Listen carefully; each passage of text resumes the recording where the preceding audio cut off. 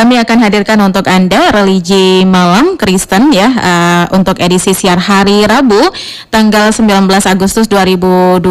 Kita mengangkat tema yakni makna yang terjadi di balik fenomena alam saat ini. Tema yang sudah kita siapkan malam hari ini, makna yang terjadi di balik fenomena alam saat ini. Ada dua narasumber yang sudah hadir malam hari ini. Kita akan sapa bersama.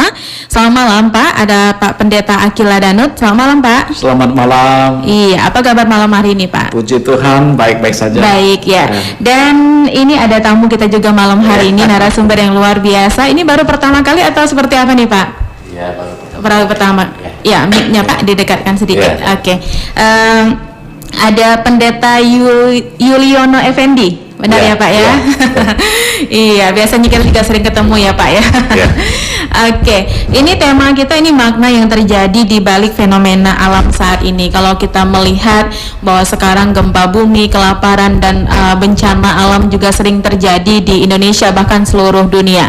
Nanti kita bahas juga mungkin apakah ini tandanya Allah murka sama manusia karena dosa dan pelanggaran manusia, atau seperti apa begitu ya Pak? Karena memang Alkitab juga mungkin sudah mengatakan terlebih dahulu bahwa ini akan terjadi ya menjelang akhir zaman. Nanti juga disampaikan oleh kedua narasumber kita malam hari ini, pendengar. Jangan lupa untuk Anda yang ingin bergabung bersama kami, sekali lagi kami akan sebutkan nomornya di 0565274447, 0565274447, atau WhatsApp juga boleh ya, 081157866646. Ya, kita mulai mungkin dari siapa dulu, Pendeta Yuliono atau Pendeta Akila dulu terkait dengan tema yang kita bahas malam hari ini. Silakan Pak. Ya, baiklah, sebelum kita mulai dengan dialog kita malam hari ini, yang pertama ya kita perkenalkan dulu narasumber utama kita, yaitu Pendeta Dr. Yuliono Effendi. Ya, beliau memegang beberapa jabatan. Yang pertama dia ketua daerah di GKI Sintang. Ya, hampir mungkin 100 lebih gereja di bawah kepimpinan beliau. Lalu yang kedua, beliau juga sebagai rektor Sekolah Tinggi Teologia Immanuel Sintang, ya. Dan sekarang mungkin sudah mulai atau baru mulai di tempat yang baru di Rusunawa, satu tempat yang luar biasa yang Tuhan persiapkan. Lalu yang ketiga, beliau juga adalah ketua Bamaknas untuk Kabupaten Sintang.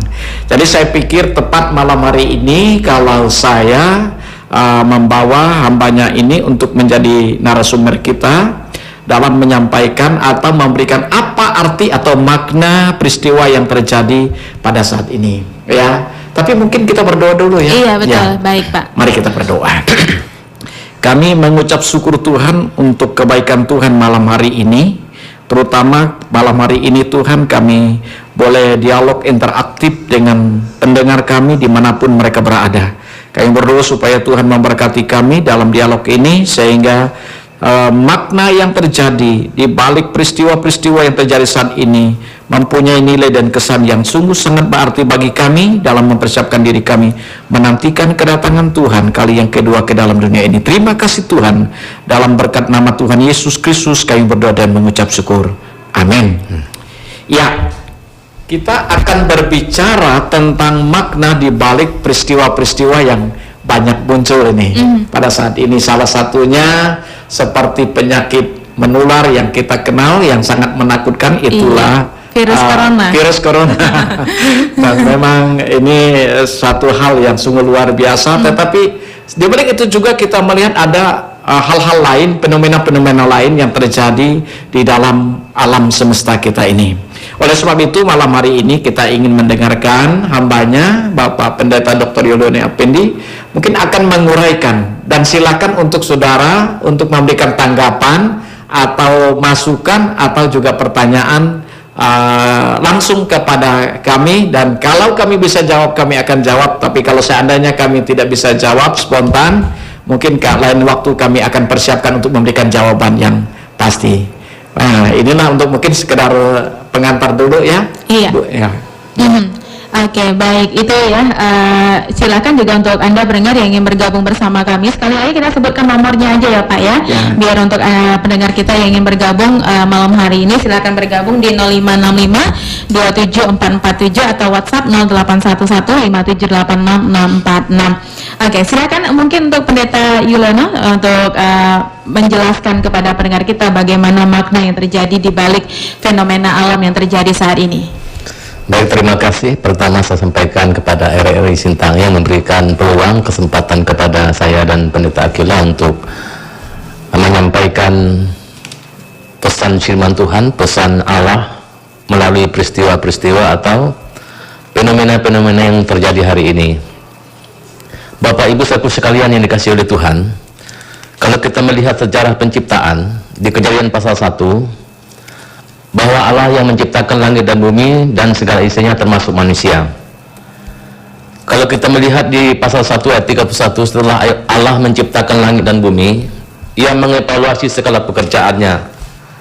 Hasil evaluasinya adalah dikatakan di sini bahwa sungguh amat baik. Artinya bahwa dunia ini dan alam semesta, komponen-komponen di dalamnya, termasuk manusia, adalah dalam keadaan baik. Dunia, bumi dan komponen-komponennya ada dalam keadaan baik. Termasuk manusia juga dalam keadaan baik, sehat. Inilah historisnya, awal penciptaannya, bagaimana dunia ini ada. Tetapi hari ini kita melihat bahwa alam sepertinya tidak bersahabat lagi. Di sana sini kita melihat bahwa kehancuran, kerusakan dari komponen-komponen alam, hutan dan lain sebagainya. Hal ini mengakibatkan banyak peristiwa yang muncul setelah masalah ini terjadi. Kerusakan alam, longsor, banjir bandang dan lain sebagainya. Padahal di awal penciptaan bahwa tidak pernah Allah mendesain seperti itu. Allah mendesain, Allah merancang sangat sempurna. Itu sebabnya dalam evaluasinya di Kejadian pasal 1 ayat 31 sungguh amat baik. Tetapi dalam perjalanan kehidupan kita melihat bahwa bumi ini rusak. Bumi ini rusak dan ada dampak pengiring yang lain juga rusak. Seperti kita lihat bahwa pernah terjadi tsunami.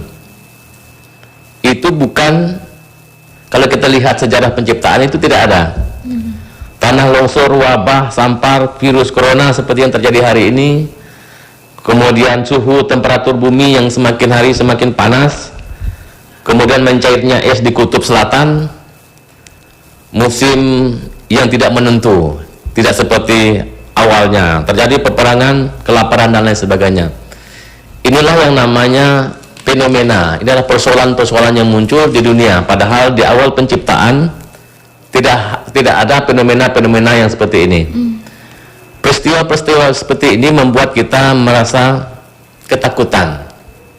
Ketakutan karena apa? Kalau kita melihat hari ini wabah corona ini bukan hanya menakutkan, tapi dia membuat ada ratusan ribu jiwa yang melayang. Jadi ini akan ini memahitkan, ini menggetirkan, ini menyedihkan, ini merugikan, dan ini menghancurkan. Ya, ini menghancurkan. Apa makna, apa pesan yang terjadi dari semuanya ini? Ya, apa pesan, apa makna, apa pesan Tuhan dari semua peristiwa-peristiwa yang terjadi? Malam hari ini kita akan melihatnya dari perspektif teologis. Jadi kita tidak melihat dari perspektif saintis atau ilmu pengetahuan. Kita hanya melihat pesan, makna, menyoroti-nya, menginterpretasinya dari perspektif teologis Alkitab. Kalau kita melihat yang pertama, mengapa ini terjadi? Gempa bumi, kemiskinan, tsunami, wabah, sampar, termasuk COVID-19 ini. Kalau kita melihat bahwa yang pertama, kalau kita ingin lihat dari perspektif eskatologis teologis. Eskatologis teologis artinya bahwa kita melihatnya dari tanda-tanda kedatangan Tuhan yang kedua kalinya. Perspektif eskatologis teologis. Jadi peristiwa-peristiwa yang terjadi ini merupakan tanda daripada kedatangan Tuhan untuk yang kedua kalinya. Ini bisa kita lihat di dalam 2 Timotius pasal 3 ayat 1. Di dalam 2 Timotius pasal 3 ayat 1, ketahuilah bahwa pada hari-hari terakhir akan datang masa yang sukar. Jadi pada hari-hari terakhir di mana Kristus akan datang untuk yang kedua kalinya ke dalam dunia ini, akan datang masa-masa yang sukar. Hari ini adalah masa-masa yang sukar, masa-masa yang sulit. Kita sudah bekerja sekuat tenaga, para medis sudah bekerja sekuat tenaga, para peneliti sudah bekerja sekuat tenaga, kita semua sudah berusaha sekuat tenaga untuk mencari solusi bagaimana keluar dari corona COVID-19 ini. Tetapi sampai hari ini kita belum bisa menemukan vaksin apa yang cocok untuk bisa membawa kita keluar dan menghentikan virus ini. Ini masa yang sukar. Kemudian dalam Matius pasal 24 ayat 6 dan 7, kamu akan mendengar deru perang atau kabar-kabar tentang perang. Namun berawas-awaslah, janganlah kamu gelisah, sebab semuanya itu harus terjadi, tetapi itu belum kesudahannya. Sebab bangsa akan bangkit melawan bangsa, kerajaan melawan kerajaan, akan ada kelaparan dan gempa bumi di berbagai tempat. Akan ada kelaparan dan gempa bumi di berbagai tempat. Dan ini sudah terjadi hari ini. Kemudian dalam Lukas pasal 21 ayat 10 sampai 11, ini dalam kaitan dengan wabah corona hari ini. Kalau kita melihat dari Lukas pasal 21 ayat 10 sampai 11, ternyata bahwa wabah atau virus ini merupakan salah satu tanda bahwa dunia ini akan segera berakhir. Ia berkata kepada mereka, bangsa akan bangkit melawan bangsa dan kerajaan melawan kerajaan, dan akan terjadi gempa bumi yang dahsyat, dan di berbagai tempat akan ada penyakit sampar. Akan ada penyakit sampar dan kelaparan, dan akan terjadi juga hal-hal yang mengejutkan dan tanda-tanda yang dahsyat dari langit. Jadi pertama kita melihat dari perspektif eskatologis teologis. Mengapa fenomena-fenomena ini terjadi, peristiwa-peristiwa yang pahit, yang getir, yang menghancurkan, menakutkan ini terjadi. Inilah salah satu tanda Kristus akan datang untuk yang kedua kalinya. Yang pertama. Yang kedua, kita akan melihat dari perspektif hamartologis teologis. Hamartologis teologis. Mengapa ini terjadi? Ini merupakan hukuman Tuhan atas manusia. Mungkin sudah berdosa terhadapnya, mungkin tidak menghargainya, mungkin tidak menghormatinya lagi. Ketetapan peraturan mungkin sudah dilanggar. Ini bisa kita lihat di Kejadian pasal 3 ayat 17 sampai 19. Manusia berusaha sekuat tenaga untuk mencari makanan di tanah yang sudah tandus. Untuk bisa menghasilkan hasil di tanah yang gersang, yang tandus, bukanlah perkara yang gampang. Dan itu sebabnya hari ini kelaparan ada di mana-mana, karena merupakan hukuman Tuhan. Hal yang lain yang kita bisa lihat tentang hukuman Tuhan, Ulangan pasal 28 ayat 58 sampai ayat yang ke-62.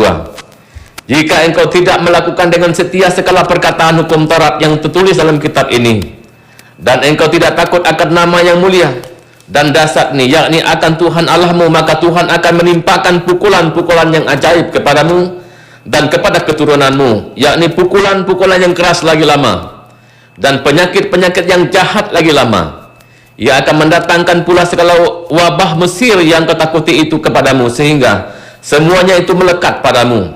Juga berbagai-bagai penyakit dan pukulan yang tidak tertulis dalam kitab Taurat ini akan ditimbulkan Tuhan menimpa engkau sampai engkau punah.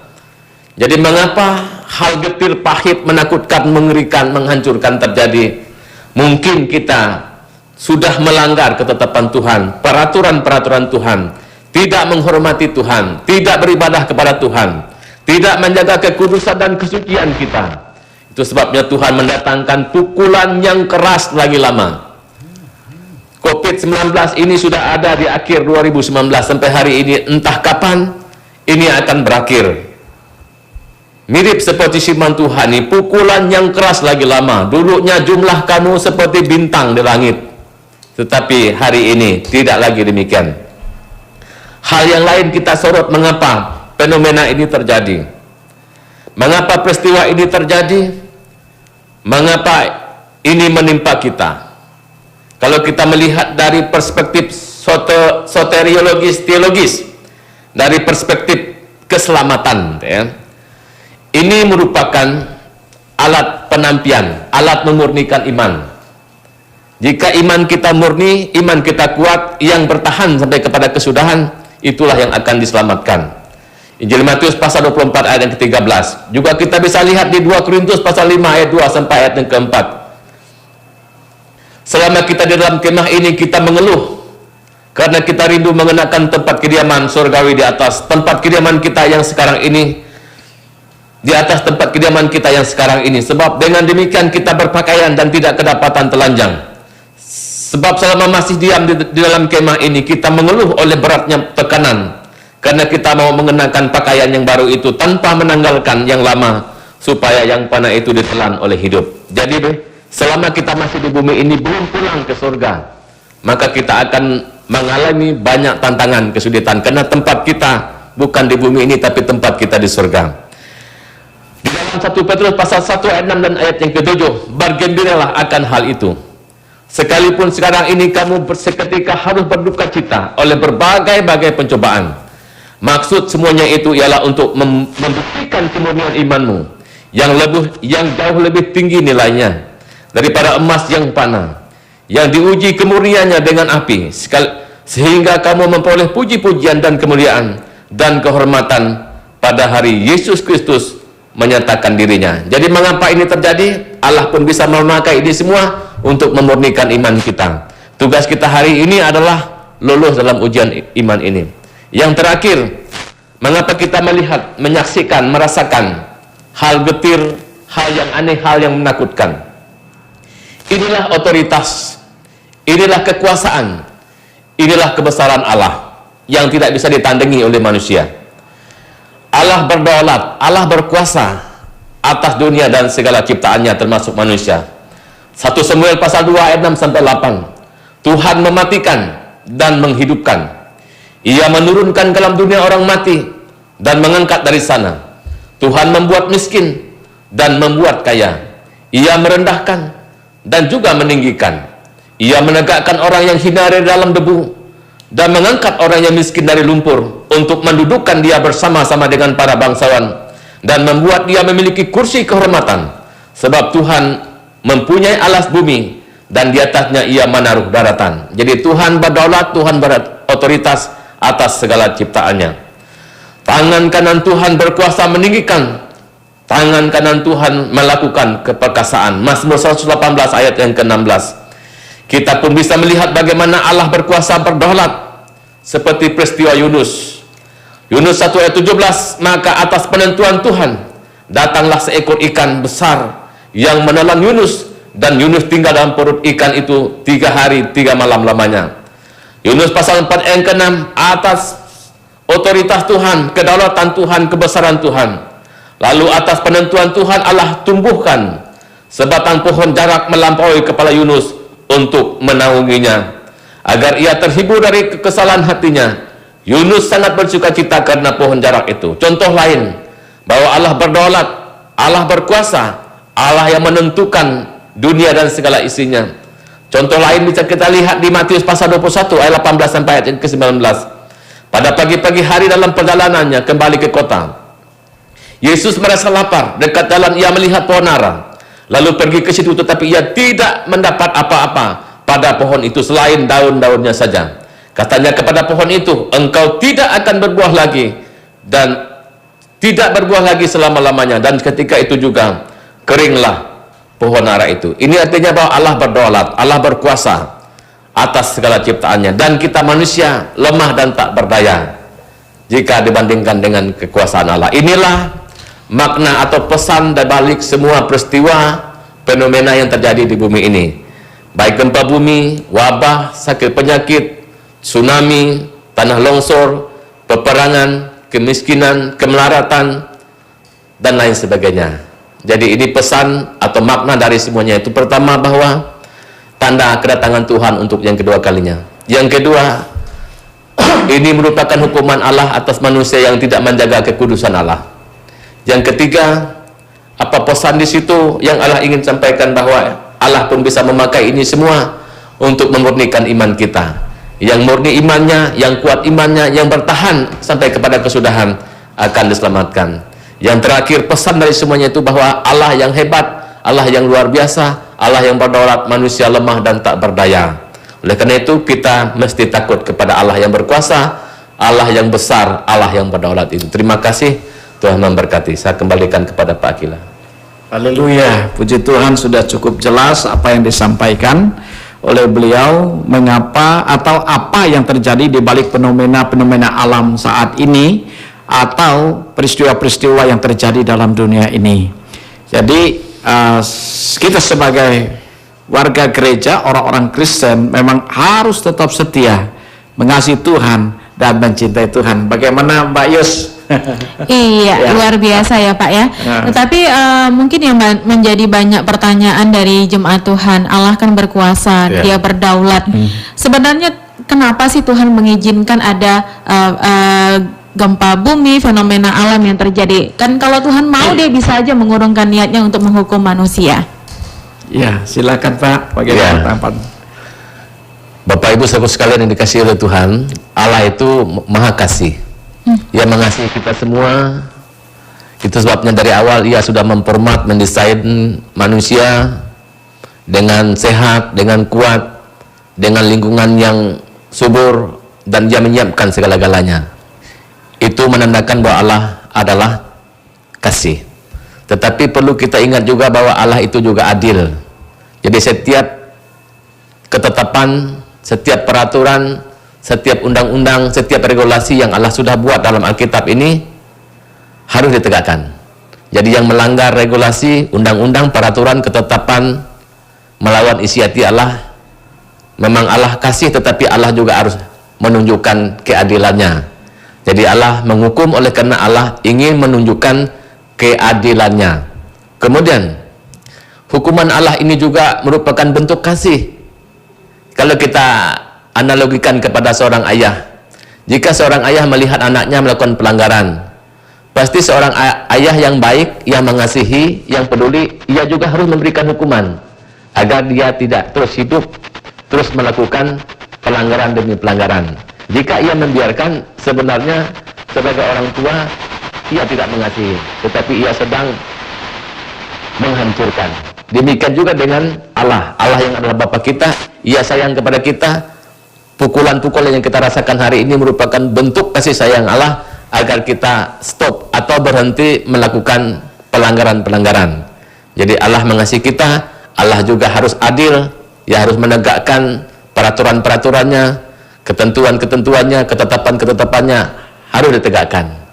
Tapi yang jelas bahwa Allah tidak pernah membenci kita, Allah tidak pernah jahat kepada kita, dan semuanya ini merupakan bentuk kasih Allah agar kita pun berhenti melakukan kesalahan jika salah. Dan ini juga merupakan awasan-awasan bagi kita jika kita tersalah, agar kita tetap berjalan pada ketetapan dan jalan-jalan Allah itu. Baik, terima kasih. Iya, baik. Kita masih mengundang pendengar kita juga untuk pendengar yang ingin bergabung bersama kami malam hari ini ya. Silakan bergabung di line telepon 0565274447 dan di WhatsApp juga boleh 08115786 646. Ada mungkin pertanyaan-pertanyaan yang ingin ditanyakan terkait dengan tema kita malam hari ini, makna yang terjadi di balik fenomena alam saat ini. Dan ada pertanyaan yang masuk ini, apakah dengan adanya bencana alam ini Allah murka kepada manusia karena mungkin dosa dan pelanggaran manusia dan lain sebagainya? Ya, baik. Tadi kita menyoroti dari 4 perspektif teologis ya. Jadi kita tidak bisa mengatakan bahwa bencana, gempa bumi, tsunami dan lain sebagainya yang menakutkan, yang mengerikan itu, kita tidak bisa mengatakan satu-satunya bahwa itu merupakan hukuman dari Allah. Yang jelas bahwa Allah tidak pernah murka. Kita harus melihatnya secara utuh, melihat semua peristiwa itu secara utuh. Bisa juga gempa bumi ini disebabkan sebagai tanda kedatangan Tuhan untuk yang kedua kalinya. Bisa juga kita menilainya menginterpretasinya dari perspektif yang lain, misalnya sebagai alat penampian iman kita agar iman kita semakin murni. Bisa juga kita pakai itu semua untuk melihat sebagai hukuman, ya, teguran daripada Allah, bahwa mungkin kita sudah bergeser dari ketetapan Allah. Jadi bisa seperti itu. Jadi kita tidak bisa mengatakan satu-satunya yang menyebabkan ini terjadi oleh karena Allah murka, menghukum dan lain sebagainya. Jadi ada kemungkinan lain mengapa ini terjadi, ya. Mungkin bisa juga sebagai tanda Tuhan akan datang untuk yang kedua kalinya. Bisa juga ini dipakai sebagai alat untuk memurnikan iman kita, apakah kita tetap setia kepadanya atau kita akan meninggalkannya oleh karena peristiwa-peristiwa ini terjadi. Bisa juga ini dipakai sebagai teguran atas kesalahan, dan juga Allah ingin menunjukkan bahwa ia berdaulat, ia berkuasa, ia punya hak, ia punya otoritas, ya. Yang jelas bahwa dia tidak pernah murka, tidak pernah membenci kepada manusia. Jadi seperti itu. Ini makna-makna dari semuanya itu. Ya, mungkin juga perlu diingat bahwa tidak semuanya itu karena Allah juga, karena dari kita sendiri ulah manusia juga. Ya, ulah manusia. Salah satu misalnya kalau longsor kan, longsor kebanyakan itu memang ulah manusia, banjir juga kadang-kadang juga ulah manusia. Jadi jangan juga kita melihat fenomena alam ini langsung ya sepenuhnya itu adalah kehendak Allah, tapi kita juga harus paham bahwa mungkin ada kelemahan dan kesalahan kita sendiri, ya. Ya, oke. Iya, dalam situasi seperti itu, dengan adanya kejadian-kejadian gempa bumi, banjir bandang, bahkan yang terjadi juga di KN Hulu beberapa waktu lalu, di situasi sulit seperti itu, bagaimana caranya orang percaya atau orang Kristen untuk tetap beriman kepada Tuhan? Tadi disampaikan Pendeta Yuliano bilang bahwa mungkin dengan kejadian ini Tuhan ingin memurnikan iman kita supaya kita tetap berjalan di dalam Tuhan. Kadang-kadang ya ketika kita punya masalah ya Pak ya dengan mudahnya kita meninggalkan Tuhan tidak mengasihi saya lagi dan lain sebagainya. Ini seperti apa Pak? Ya, yang pertama bahwa jika ini disebabkan oleh kesalahan manusia, maka waktu kita mengevaluasi dan kita menjumpai ada satu kekeliruan pada kita, maka kita mau tidak mau kita harus kembali kepadanya, harus bertobat. Harus bertobat, termasuk juga jika selama ini kita memang tidak menjaga alam, maka kita mesti bertobat juga daripada membabat hutan dan lain sebagainya. Jadi itu kita harus kembali kepadanya, harus bertobat sungguh-sungguh. Kemudian jika ini merupakan sebagai alat penampian kita, maka tidak ada hal lain yang dapat kita lakukan selain mengucap syukur dalam segala hal. Kemudian bertahanlah dalam penampian ini, dalam pemurnian ini, gitu ya. Jadi bertahanlah, dan kita harus ingat bahwa yang bertahan sampai kepada kesudahan itu yang akan diselamatkan, seperti itu ya. Ya, mungkin ada tambahan dari Pak Kila. Ya. Saya melihat dalam fenomena yang terjadi secara khusus itu menyangkut masalah corona, ada dua hal. Yang pertama ya mungkin bagi sebagian orang dengan adanya corona ini akan lebih menguatkan, meneguhkan imannya kan, semakin dia setia, semakin dia berserah, bersandar kepada Tuhan. Tetapi saya juga mendengar dan juga melihat bahwa sebagian orang itu sepertinya kembali kepada kehidupan lama, berupaya dengan cara-cara yang lama bagaimana mengusir penyakit ini, ya. Dan itu yang sangat kita sayangkan, kita sebagai orang-orang Kristen, maksud kita kan terus orang-orang Kristen. Jadi oleh sebab itu memang tentu harapan kita dengan fenomena alam yang terjadi saat ini, corona ini, membuat kita semua, gereja-gereja dan hamba-hamba Tuhan semakin hari supaya semakin tetap setia, mengasihi Tuhan, mencintai Tuhan. Apapun yang terjadi pasti selalu ada rencana dan maksud Tuhan, ya Pak. Betul. Ya, pasti ada rencana Tuhan. Baik, mungkin Pak Yuliano tambahkan. Hal yang harus kita lakukan melihat fenomena seperti ini yang menakutkan, yang mengerikan, yang harus kita pikirkan adalah bumi ini, gempa bumi, virus, corona dan lain sebagainya memang bisa membunuh jiwa. Fisik, membunuh fisik, tetapi tidak bisa membunuh jiwa kita. Oleh karena itu, janganlah kita sampai kita tidak berdaya, gitu ya, putus asa. Kita seharusnya lebih takut kepada yang bisa membunuh baik fisik maupun jiwa. Siapakah dia? Dia adalah Tuhan, ya. Seperti kita bisa lihat di Matius pasal 10:38, ya. Nah, jangan sampai fenomena-fenomena ini yang terjadi ini membuat kita tidak bisa bekerja, tidak bisa makan, tidak bisa minum, tidak bisa kemana-mana, gitu ya. Memang ini bisa membuat kita hilang secara tubuh, tetapi ini tidak bisa membuat jiwa kita hilang. Hal yang harus kita lakukan kita harus lebih takut kepada yang bisa membunuh baik tubuh maupun jiwa kita. Siapakah dia? Dia adalah Tuhan. Kemudian hal lain, kalau kita melihat di Mazmur 91, kita memang harus berlindung kepada dia, karena manusia tidak bisa melindungi kita. Kekuatan kita, pengetahuan kita, kekayaan kita, apa yang ada pada kita tidak bisa dijadikan tempat untuk berlindung. Kalau kita lihat di Mazmur 91 ini merupakan suatu solusi yang luar biasa, kekuatan yang luar biasa.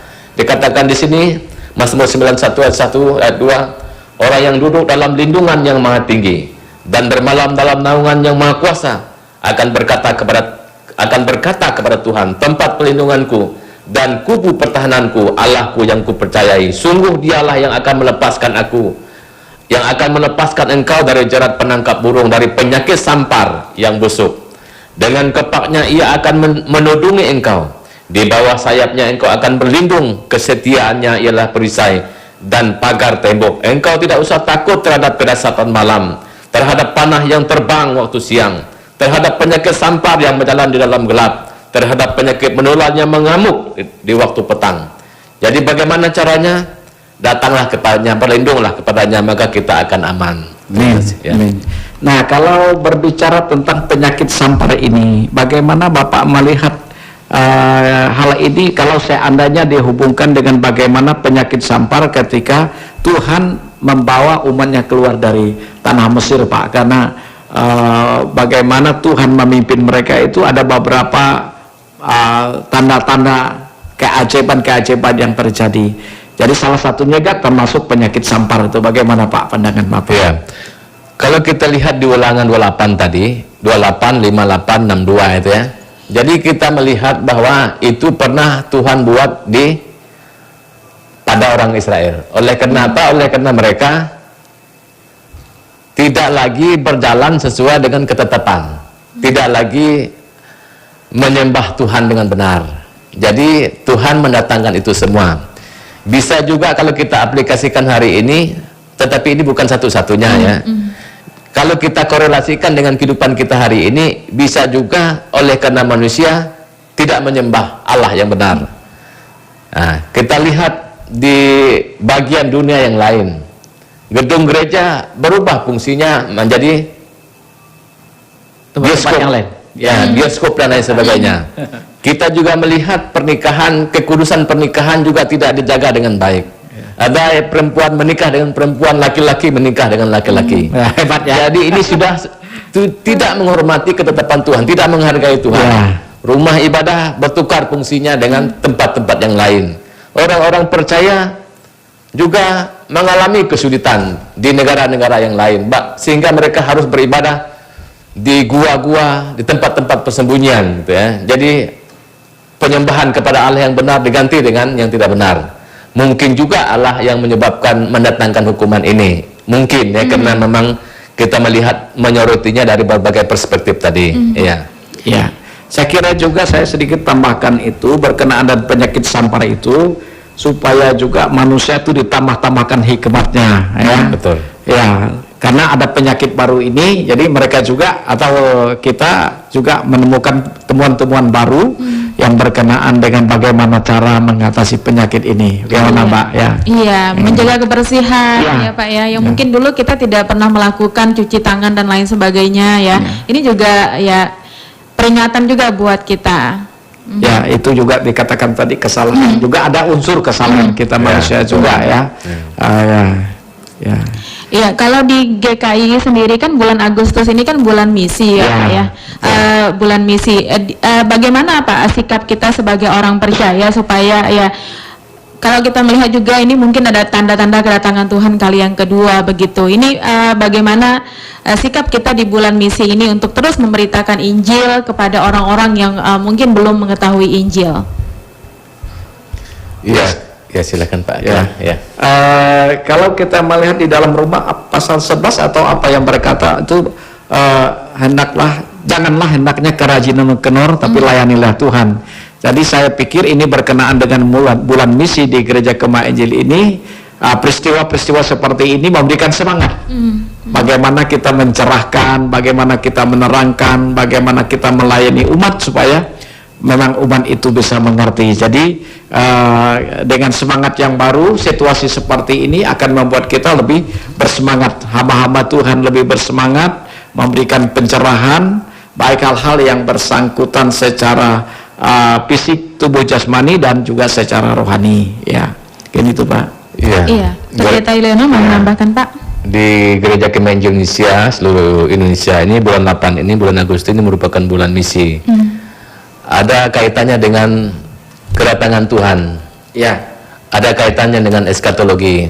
Kenapa? Matius pasal 24 ayat yang ke-14 bahwa Injil kerajaan ini harus diberitakan ke seluruh dunia menjadi kesaksian.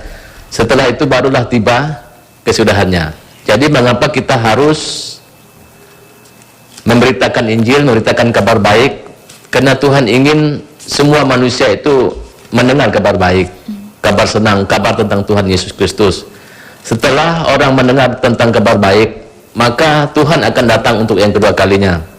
Jika Tuhan belum datang, maka kita terus akan tinggal di bumi ini yang sudah rusak ini.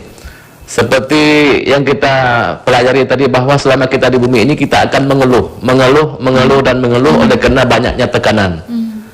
Oleh karena itu kita harus segera ke tempat di mana tidak ada air mata, tidak ada penderitaan, tidak ada kesulitan, tidak ada kegetaran hidup. Di manakah tempat itu? Tempat itu adalah surga. Kita akan segera ke sana apabila semua orang di seluruh dunia ini sudah mendengarkan kabar tentang sukacita ini, kabar tentang kerajaan Allah ini, kabar tentang kerajaan ini harus diberitakan ke seluruh dunia. Setelah orang mendengar tentang kabar baik ini, maka Yesus akan datang ke dunia ini untuk yang kedua kalinya, mengangkat kita yang percaya kepadanya dan akan tinggal dalam kerajaan surga bersama Dia, suatu tempat yang luar biasa yang tidak ada penderitaan dan air mata. Iya, baik. Kita di penghujung acara nih ya Pak ya. Mungkin ada closing statement yang ingin disampaikan oleh Bapak narasumber berdua ya, dari Pendeta Akila atau Pendeta Yuliano terlebih dahulu, silahkan.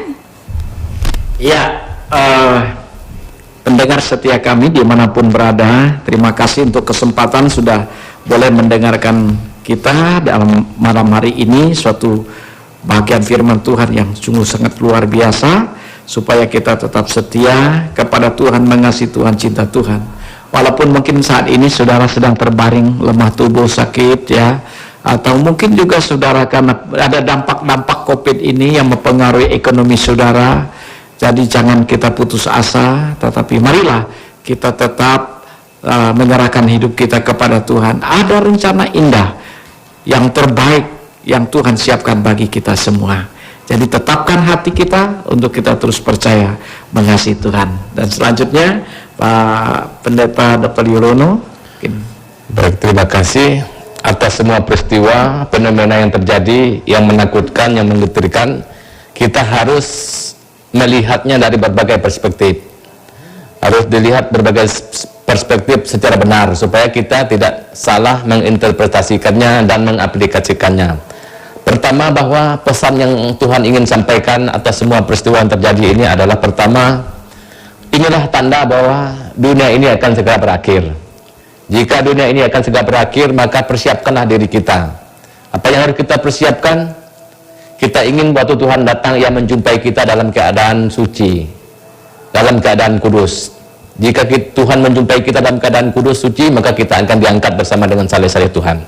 Yang kedua, pesan yang kedua adalah bahwa Allah pun bisa memakai ini semua sebagai alat untuk menampi iman kita, memurnikan iman kita. Iman yang murni, iman yang kuat, iman orang tersebutlah yang layak untuk masuk ke dalam kerajaan surga, yang bertahan, ya. Kemudian yang ketiga, bahwa mengapa ini terjadi? Supaya kita kembali kepada jalan Tuhan, kita kembali kepada peraturan-peraturan Tuhan, ketetapan-ketetapan Tuhan. Mungkin kita sudah menyimpang dari ketetapan Tuhan. Yang terakhir, bahwa apa pesannya? Ia ingin agar kita tetap tunduk taat kepadanya, karena dia yang berotoritas. Kita ini harus tunduk dan taat kepadanya, karena dia yang memegang kendali atas hidup ini.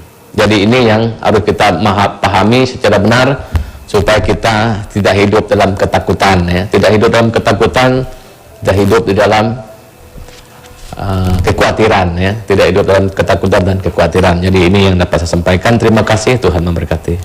Iya, baik, intinya bahwa apapun yang terjadi di dunia ini sekarang ini, ya, pandangan kita tetap tertuju kepada Tuhan Yesus, apapun masalah kita, ya Pak, ya. Terima kasih Pak untuk firman Tuhan hari ini yang sangat menguatkan kita bersama, ya, pendengar kita juga sangat diberkati oleh Tuhan untuk kebenaran firman Tuhan hari ini. Terima kasih untuk Pendeta Akila, terima kasih untuk Pendeta Yuliono sudah hadir di studio Pro Sate dari Sintang, ya. Di lain kesempatan kita akan bertemu dengan tema yang berbeda.